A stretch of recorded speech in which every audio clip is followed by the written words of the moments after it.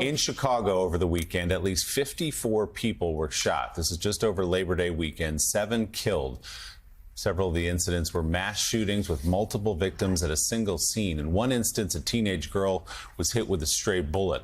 The violence comes as President Trump threatens to send federal agents and National Guard troops to Chicago to quell the crime there, despite objections from the city's mayor, Brandon Johnson, and Illinois Governor J.B. Pritzker. Unfortunately, Joe, this is not unusual in Chicago, which has been plagued by gun violence for generations, not years, for generations.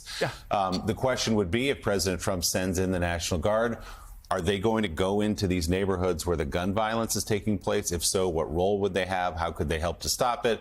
Or, like in Washington, would they be at Navy Pier and Wrigley Field? Well, my concern is you have leaders in Chicago that see this. As you say, we've been reading about this for years now, every weekend, and maybe crime has gone down. But, we had the mayor of Chicago on last week saying, oh, we don't need any more police officers. Police officers aren't the answer. No police officers. I think he said no 5 times. You look what's happening this weekend. You look so, I actually think that J.B. Pritzker should do something radical. I think he should pick up the phone, call the president, and say, and I know you don't have the constitutional authority to deploy the National Guard here and to police my. You can do that in D.C. You can't do that in Chicago. But let's partner up. These are the most dangerous parts of my state. We would love to figure out how to have a partnership that's constitutional, that respects the sort of balance of federalism between the federal government and the state government. And let's work together to save lives. Because right now, just hey, nothing to see here moving along. No problem here. Hey, Donald Trump, we don't need you. And, the mayor talking about we're going to protect people's dignity in our city. Well, protect their lives. That's protecting their dignity. It would be radical for us to figure out a way to actually do what I've been saying from the very beginning on Washington, and that is seeing politicians creating partnerships that protect their people. Yeah, it seems unlikely, though, if past this prologue, that either the governor or the president will take that step to have that moment of outreach and unity. You're right. We had the mayor on here last week who correctly noted that hiring police officers isn't the be-all and end-all. You have to do other things, too. It has to be a holistic response. You have to do things in the community. But you're right. He stubbornly said he would not accept more police officers. And I think he would, a lot of mayors would disagree with him, even those who would consider themselves Democrats, even real progressives. But I think there is the element, to your point, Joe, is that if there were to be a partnership, these troops would have to be used correctly. And that's not been the case in D.C. for the most part. They have largely been deployed to tourist attractions, to Lincoln Memorial, maybe to Union Station, only a little bit into the neighborhoods where there actually has been a rise in crime. We really don't need tanks at Union Station. You do not. It is. You can get on the Acela without much trouble there. Yeah. But there's no. That's what the governor's point has been, that if these troops come to Chicago, and we agree the president doesn't have a right, he might try anyway. That he wouldn't be used the way where they're needed. So with all this talk about the National Guard in Washington and Chicago, there's been a renewed focus on crime rates in other parts of the country, including states governed by Republicans. New analysis from the New York Times highlights the high crime rates in cities like Memphis and Nashville, whose Republican governor of Tennessee dispatched his National Guard troops to Washington, despite Memphis facing a murder rate about twice as high as Washington. Idiot. That's according to the FBI. Seriously, what an idiot. You're actually going to help Washington, D.C. when you have cities that have twice the crime rate as your own state? It's the same thing Gavin Newsom is saying to Speaker of the House. Oh, wait, you're attacking San Francisco? San Francisco's a lot safer than Shreveport and Monroe, which is right outside your district. What did he say? You're something like 400 times more likely to get killed in Speaker Johnson's home state of Louisiana than in, as he's probably saying now, the greatest governor in the world, Gavin Newsom's home state of California. Okay. That's the insanity of this. These red state governors sending National Guard up to D.C. when D.C. probably has a lower crime rate per capita than their home states. Well, it's all to please President Trump. So you've got a guy A National Guardsman from Murfreesboro, Tennessee, being called up not to protect his own state, but to go to Washington and stand outside the Lincoln Memorial. Republican governors of Texas, Ohio, Missouri, all lead states with cities that have higher crime rates than Washington as well. None of those, though, have asked for federal intervention either. Yeah, David Ignatius, it's all showbiz, as John Lennon would sing, and nobody loves you when you're down and out. It's all showbiz.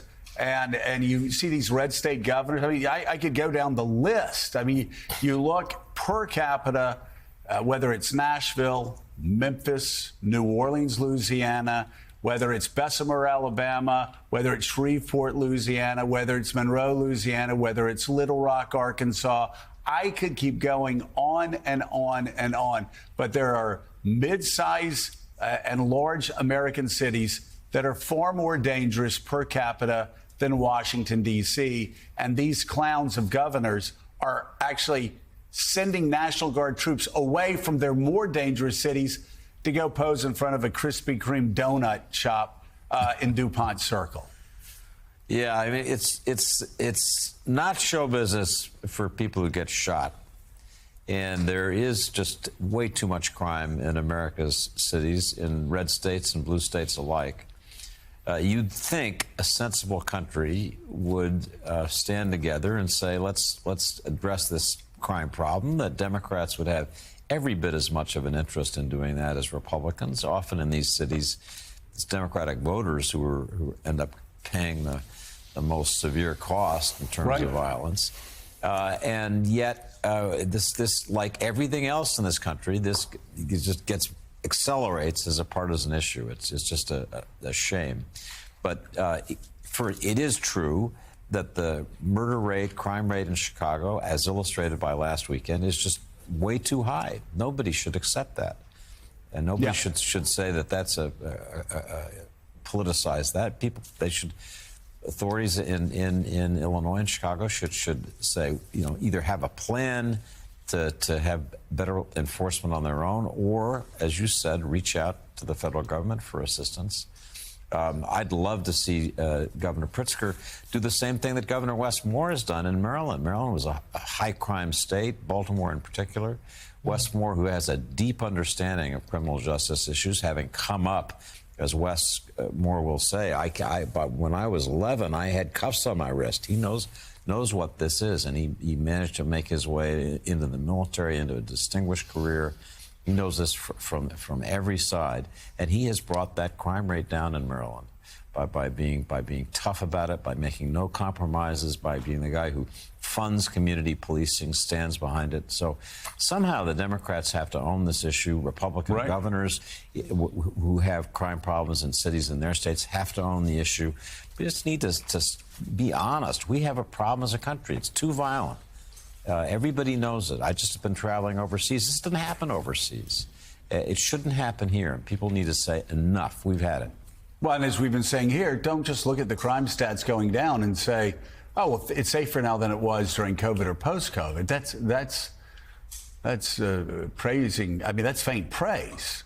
I mean, it's not enough. And the showbiz part of it is red state governors sending their National Guardsmen and women up to Washington, D.C. when they have more dangerous cities and towns in their own home states. But, Katty, David makes the great point that a lot of people around the table are making over the past several weeks, that most Americans feel like things are too dangerous. I keep going back to that Washington Post poll that was just taken a couple of months ago. 91% of residents in Washington, D.C. say Washington's too dangerous. Violence is too dangerous. People of color, black residents of Washington, those struggling, working class, and others are the most likely to say Washington is too violent.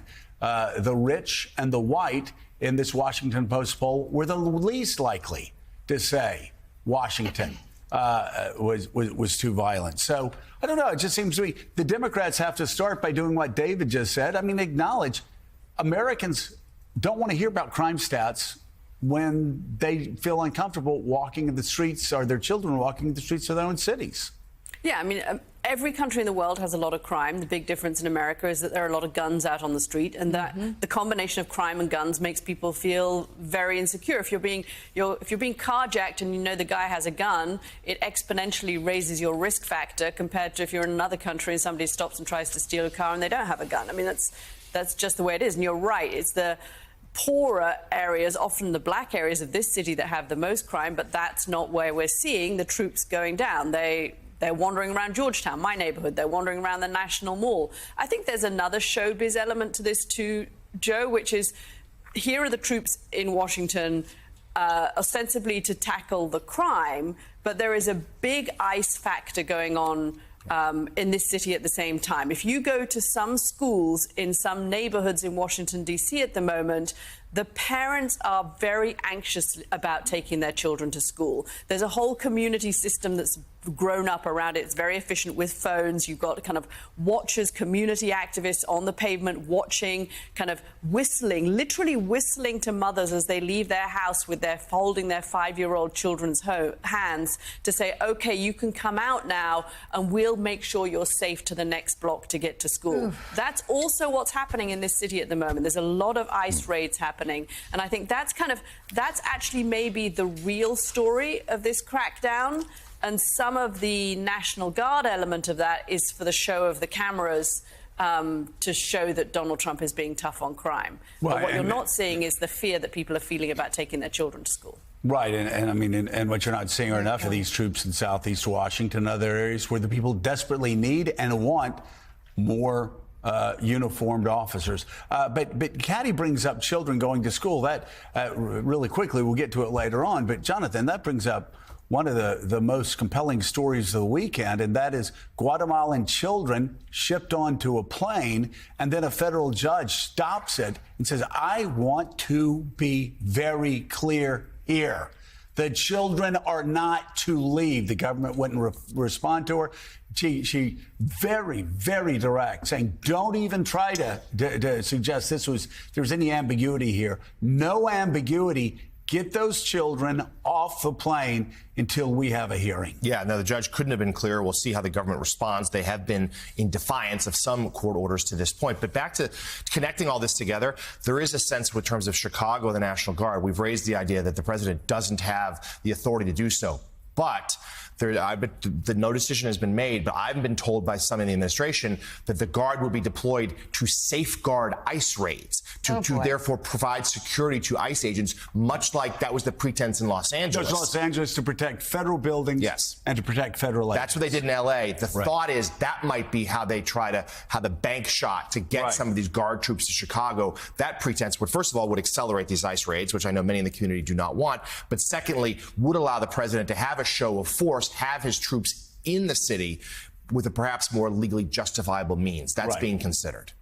And the ICE raids, of course, being done by people wearing masks. They're terrifying, and they are terrifying communities across the country. There's no question. I haven't seen one video of an ICE raid where people are clapping for it. Have you? No. It's terrifying, and it's not what the president promised.